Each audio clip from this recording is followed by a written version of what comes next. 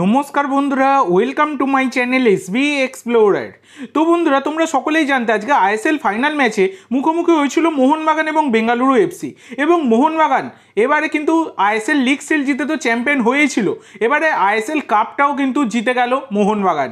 তো একই মরশুমে ডবল ট্রফি জয় করলো কিন্তু মোহনবাগান, যেটা কিন্তু একটা বড় রেকর্ড হয়ে গেল, সেটা বলাই যায়, মুম্বাই সিটি যেমন করেছিল। তো ব্যাপারটা হচ্ছে আজকে মোহনবাগান জয়লাভ করলো, সেই কারণে অবশ্যই সকলে সাবস্ক্রাইব করে দিও। এটা আমার সেকেন্ড চ্যানেল, অবশ্যই সকলে সাবস্ক্রাইব করে দিও একটা করে। যারা যারা ভিডিওটা দেখছো, মোহনবাগান চ্যাম্পিয়ন হয়েছে, অবশ্যই সাবস্ক্রাইব করে দিও।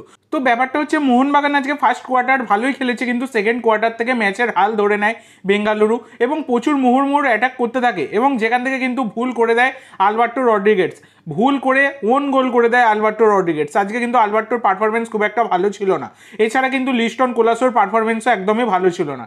সেই কারণে সেকেন্ড হাফের কিছুটা সময় পর লিস্টনকে সাবস্টিটিউট করে কিন্তু নামানো হয় আশিককে, এবং আশিক নামার পর দুর্দান্ত স্কিল দেখিয়েছে এবং ম্যাচটাই পুরোপুরি চেঞ্জ হয়ে গেছে।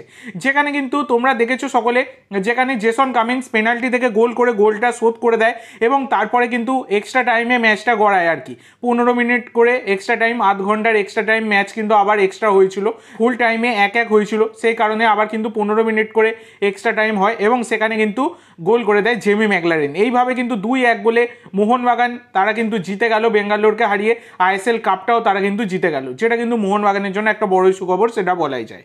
তো তোমাদের কেমন লেগেছে আজকের ম্যাচটা অবশ্যই সকলে কমেন্ট করে জানাতে ভুলো না, এবং অবশ্যই সকলে একটা করে সাবস্ক্রাইব করে দিও। তো আজকের জন্য এইটুকু বন্ধুরা, ভিডিওটি ভালো লাগলে অবশ্যই লাইক করো, শেয়ার করো, আমার চ্যানেলে প্রথমবার এসে থাকলে চ্যানেলটি সাবস্ক্রাইব করো, আর কমেন্ট করে জানাও ভিডিওটি কেমন লাগলো।